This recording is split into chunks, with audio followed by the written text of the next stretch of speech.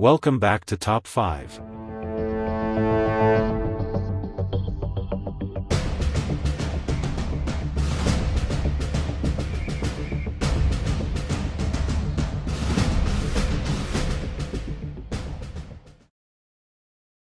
The city of Chicago stood tall in the late afternoon light, casting long shadows across the south side. To Jalen Bishop, the skyline resembled a mirage, a distant dream of success and luxury that people like him weren't supposed to touch. It glittered, unreachable and indifferent to the struggles of those living in the neighborhoods hidden behind the shiny high-rises. Jalen stood on the corner of 61st and Wallace, a place he'd known all his life. The cracked sidewalk beneath his feet, the rows of boarded-up homes, the sounds of distant sirens and shouts, it was all part of him, part of his world. He stuffed his hands deep into the pockets of his hoodie, feeling the familiar buzz of electricity beneath his skin. It was always there, humming just below the surface, waiting for a release. He hadn't wanted this. Not any of it. The powers, the responsibility, the feeling that he was different, no, dangerous.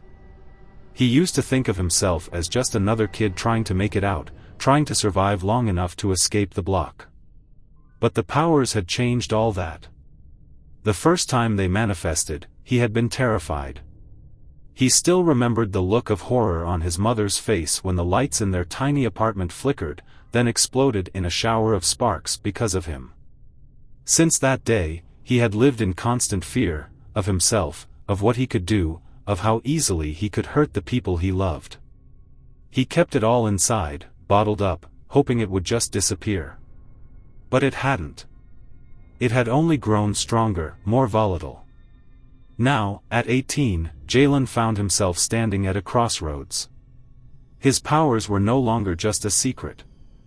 They were a ticking time bomb, one that threatened to destroy everything around him if he didn't figure out how to control them. But tonight, control was the last thing on his mind. He pulled his phone from his pocket, scrolling through the news. The images on the screen were hard to look at. Downtown Chicago was a war zone. Just hours ago, a massive explosion had rocked the heart of the city, leveling buildings and killing dozens. The media was calling it a terrorist attack, but Jalen knew better. He could feel it, the same energy that buzzed inside him, radiating from the aftermath of the destruction. Someone out there was like him, someone with powers, someone far more dangerous than he had ever imagined.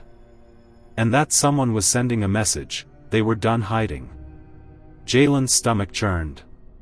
Whoever was responsible had made it clear that they weren't interested in playing by the rules. They didn't care about collateral damage, about the innocent lives caught in the crossfire. They were willing to burn the whole city down to prove a point. And Jalen couldn't let that happen. He had spent years running from his powers, pretending they didn't exist, hoping he could just live a normal life. But normal was a fantasy. If he didn't step up now, if he didn't do something, more people were going to die. The problem was, he had no idea where to start. His powers were unpredictable, dangerous. He had no control over them, no way of knowing when they would flare up or how strong they would be. And even if he could control them, he didn't know if he was ready to face whoever was behind the attack. But there was one thing he did know: he couldn't do this alone. The abandoned warehouse on the outskirts of the south side looked like any other rundown building. Its windows were shattered, the walls covered in graffiti, and the roof sagged as if it were ready to collapse at any moment.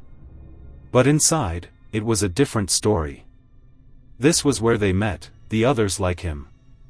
They called themselves the Unseen, a group of people with powers who had managed to stay hidden from the rest of the world. For years, they had operated in the shadows, helping those they could while trying to avoid drawing attention to themselves. But after the explosion downtown, everything had changed. Jalen pushed open the rusted metal door and stepped inside. The warehouse was dimly lit, the only light coming from a few scattered candles and the flickering glow of old lamps. A handful of people were gathered in the center of the room, their faces tense and serious. Keisha, their leader, stood at the front, her arms crossed over her chest. She was tall, with a lean, muscular frame and a commanding presence that made it clear she was in charge.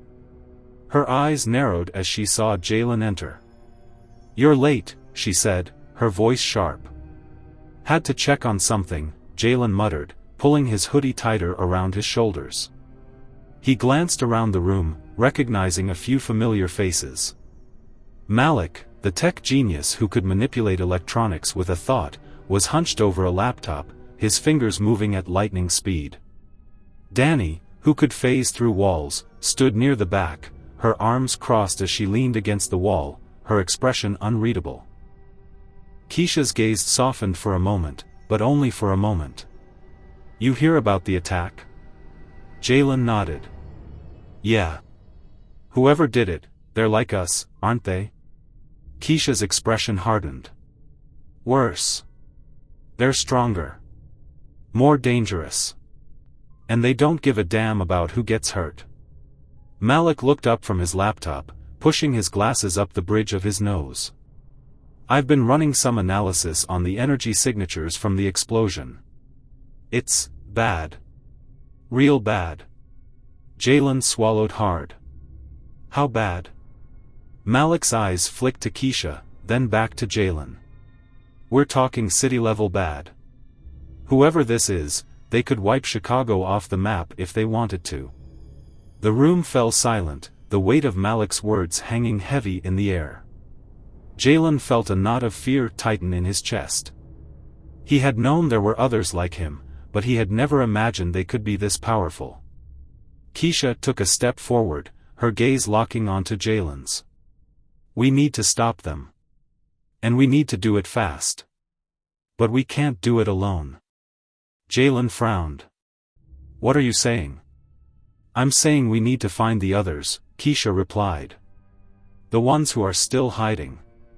The ones who are too scared to show themselves." "That's easier said than done," Danny said from the back, her voice low and skeptical. "Most people like us don't want to be found." Keisha glanced over at Danny, her jaw clenched. "We don't have a choice. If we don't find them, if we don't stop this, more people are going to die." Jalen's mind raced. The idea of finding more people like them, people with powers, was daunting. They had spent years hiding for a reason. The world wasn't ready for people like them, and most of them weren't ready for the world. But Keisha was right. They couldn't sit back and do nothing while someone with the power to destroy a city was on the loose. "I'll help," Jalen said, his voice steady despite the fear gnawing at him. "Whatever it takes." The weeks that followed were a blur of sleepless nights and desperate searches. The unseen worked tirelessly, scouring every corner of the city for anyone with even a hint of power. Some they found easily, people who had been living on the edges of society, using their abilities to survive. Others were harder to track down, hiding in plain sight, terrified of what might happen if they were discovered. But every lead they followed, every person they found, led them nowhere closer to the one responsible for the explosion. Whoever they were always one step ahead, slipping through their fingers like smoke. And as the days passed, the attacks grew more frequent. Smaller explosions rocked different parts of the city, causing panic and chaos. Buildings were leveled, streets were torn apart, and more lives were lost. Jalen's frustration grew with each passing day. His powers, once a source of fear, had become a tool he was desperate to use.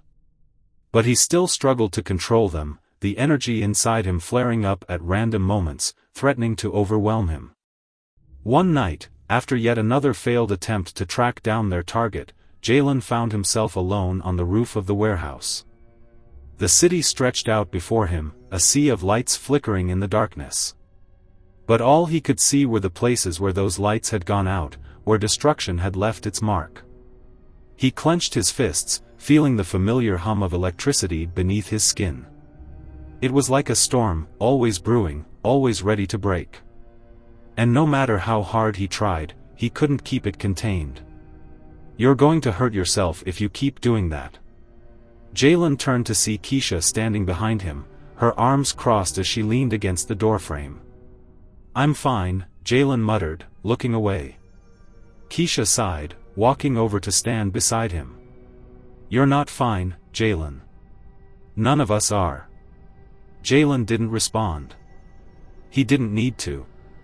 They both knew the truth.